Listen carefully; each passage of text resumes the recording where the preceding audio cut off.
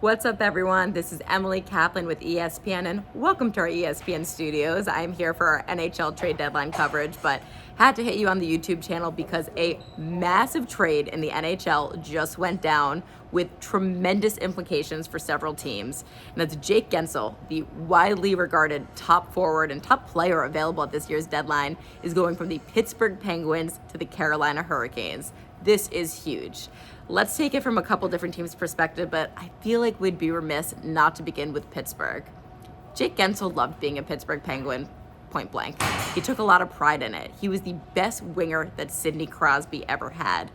He always showed up in the playoffs. His production there speaks for itself. He's just a gamer, and he scored so many memorable clutch goals for them, specifically in the postseason, specifically as they were winning their Stanley Cups. Jake Guentzel is a gamer in the sense that he played through so many injuries. I can think of so many examples where he wasn't 100% or was coming off something and fought through it. He absolutely crushed rehab anytime that he was not on the ice to get back sooner than expected. And those are values that I feel like Pittsburgh as a city always cherishes. So Jake Guentzel will leave as a beloved Penguin. I know that this is really hard for the core, specifically Sidney Crosby, who adored Jake Guentzel and was saying all the right things to reporters and to the media, but behind the scenes, I'm sure, and I do know that this did hurt for Sid, but this was inevitable, not just the last several weeks, but really since the beginning of the season when Jake Guentzel and his camp decided not to sign a long-term extension in Pittsburgh, knowing a couple different things. One, Jake has been underpaid for a large part of his career. He's about to hit the UFA market this summer, and he knows he could get paid probably a lot more than Pittsburgh is willing to do, given the money they've already committed to their over age 30 core and a longer-term deal. Two, I think Jake knew that Pittsburgh's going to have to take a few steps back before they go forward again. Everyone around the league understands that Pittsburgh's not in an enviable position. They traded their prospect pool and draft picks for Stanley Cups, and obviously it worked, but now it's quite depleted, and Sidney Crosby's still operating at such an elite level. But this is not an elite level team. It needs a lot of work in the depth around him, and that's the work that GM Kyle Dubas and Coach Mike Sullivan have to work on now going forward. So, again, really sad for Pittsburgh, but Jake Guentzel, his time is done there. Got to talk about the Carolina Hurricanes perspective. Oh my goodness, this is huge for them. Carolina Hurricanes have been one of the best regular season teams for the last several seasons. They have an identity. You know the way they're going to play. By the way, Jake Guentzel fits that identity perfectly. They play hard. They play fast. Their forecheck is very aggressive. It very much embodies their coach, Rod Brind'Amour. But despite all the regular season success, they've made it to the playoffs the last few years and just have fallen short. And there's many different reasons why, but it feels like the biggest trend that emerged again and again was they didn't have that reliable clutch scorer to come up in those big moments in these tight defensive battles, and they play a really tight defensive game. They just needed that guy to give them that spark when they needed it, and they didn't have that guy. You know, Sebastian Aho is a tremendous hockey player, and he'll put in goals, but he's more of a passer or a playmaker. Andrei Svechnikov, I think, eventually can be that guy and is developing to be that guy, but he's just not quite there yet in the way that they reliably need. They wanted Max Pacioretty to be that guy, but they only had him for a few games after he tore his Achilles again, and it just didn't work out for them. So they finally have Jake Guentzel, who has proven time and time again he is that guy, and it's going to be so fun to watch him play for them in the playoffs. Another reason this is super significant for Carolina is, I just have to say it, it's the elephant in the room. They've been the bridesmaid and never the bride. They've been big game hunting for so many good players for the last several years, and they're always circling, looking for ways to improve. And they always fall up short. And they come really close. Like, I know that front office firmly believed that Matthew Tkachuk was going to be a Carolina Hurricane, that he was coming to Raleigh when he was available out of Calgary. And then all of a sudden they look around and wait, he's in Florida? That sucks. Like, how did that happen?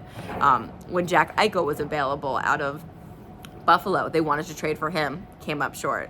Patrick Kane in Chicago, same thing. I could give you so many other examples of guys they were keenly interested in, and it just didn't end up in Raleigh. So there's many different reasons why this happened. One of the reasons is their internal value sometimes doesn't match the external value and the market value, and sometimes they've been a little bit cheap and not giving up these big offers to teams that are asking for big bounties. Sometimes it's just luck, or sometimes guys haven't wanted to come to Raleigh for whatever reason, even though the guys who are there absolutely love playing there. Raleigh Wood is an electric environment. I've been there for so many playoff games. It's truly special. Plus, the guys get to golf all the time. Like, what more do you want? So, anyway, they've missed out on all of these guys, and finally Jake Guentzel becomes available. It has been against their philosophy to get a rental and pay this much for a rental. Point simple. Again, they want guys that are cost fixed, under contract. They typically part with guys before they know that they're due for that big payday. But they decided to go against the grain because they needed Jake Guentzel. Like, they identified him like, this is the guy that's going to put us over the edge. And I'm really glad they did it, because at some point you're a great team, but you're always going to wonder, what if, can we be a championship team if you don't do something like this? So I'm really glad they end up with their guy. Can't wait to see what he's going to be like in Raleigh. A couple other teams that were finalists that were circling around at Jake Guentzel in the end. How about the New York Rangers? I mean, this is crazy because they've been Carolina's foe in the division so many times. But I don't know if I mentioned this earlier, but like, Carolina's big thing in the playoffs. Like, they needed that guy. And if you think of last year when they lost to the Florida Panthers, the one thing they were missing was that guy to show up and score. Like, that's why they lost that series. So again, Jake Guentzel helps there. But the New York Rangers are in the Metro Division with the Pittsburgh Penguins and the Carolina Hurricanes. And New York and Carolina were fighting until the end for him. And I'm told that Chris Drury, the GM for New York, put in a really good offer, probably more than he was willing to give. But in the end, his reluctance to part with Capo Caco and their first round pick from last year, Gabe Perreault, who's viewed as a top prize in their prospect pool, probably is what put Carolina over the edge. I do think in the end, Chris Drury was willing to give up a first round pick, as well as Brendan Othman and another top prospect and somebody else. But Carolina just had more to offer with their prospect pool and was willing to give a bigger package, and that's why they went with Carolina. So New York now has to recalibrate. They already got their center in Alex Wenberg. They're still looking for that high-impact winger, and I expect them to do that. So we'll see who they end up with.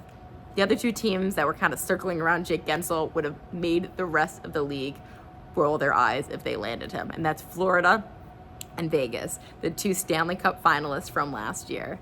Now, Florida, their GM Bill Zito has been like, I'm shopping for a Gucci budget, Gucci names on a budget. And honestly, they landed it with Vladimir Tarasenko. Getting him for a pair of draft picks was insane, and that's because he was willing just to waive his no movement clause for one team. They had the cap space to make Jake Guentzel work. They just didn't have the draft capita. And the rich have gotten richer at this trade deadline. And I know a lot of teams around the league would be like, oh my God, how is Florida getting all of these guys? This is insane, because they have looked like the best team in the Eastern Conference over the last several weeks, the team to beat. And then Vegas. I mean, Vegas has emerged as the biggest villain in the NHL. Every year at the trade deadline, every year since their existence, they've just been like, him, we want him, we want him. And they've gotten them. And I think that's the biggest difference between them and Carolina historically. Like, they have gotten these guys to come there. And everyone's saying, like, how? Are they taking less money? Are they, gaming the system? I know that everyone always wants to talk about this LTIR space and how uncanny it is that their captain, Mark Stone, has ended up there in back-to-back years. And they've been able to spend his cap space. And then last year, he was available for game 1 of the playoffs. Sure, you can roll your eyes and say there's some funny business going on. They'd much rather have Mark Stone than that cap space, but Vegas at this deadline has already been hyper aggressive. They got Noah Hannafin, the best defenseman available. They also got Anthony Mantha. If they ended up with Jake Guentzel too, I would have heard groans, complaints, you name it, from the rest of the league. So they finished not as the finalists here, but I do think they're still going to get a forward at the deadline because they still have cap space to spend, which is insane. They're getting Noah Hannafin for $1.25 million. Like, who else can say that? A couple other teams were circling as well. I know that Vancouver was hyper aggressive. That's because Jim Rutherford, who's running their front office now, was a longtime GM in Pittsburgh, has a relationship with Jake. They were looking to flip Elias Lindholm, who was their previous trade deadline acquisition, to Boston to clear the cap space to get Jake Guentzel. That's insane. Like, teams don't flip a guy that quickly in the NHL. That's NBA stuff right there. But unfortunately, at the end, even though they were quite aggressive, they couldn't make it work. In the end, though, it's Carolina, and I think that this video just needs to end on a nice note for the Hurricanes because, again, one of the more underappreciated teams. Maybe it's because they're a small market, maybe because even though this core has been so fantastic, they haven't been able to get past that hump, and maybe because it's more just a team of guys rather than star players, but they finally land the guy, and we'll see how it ends up for them.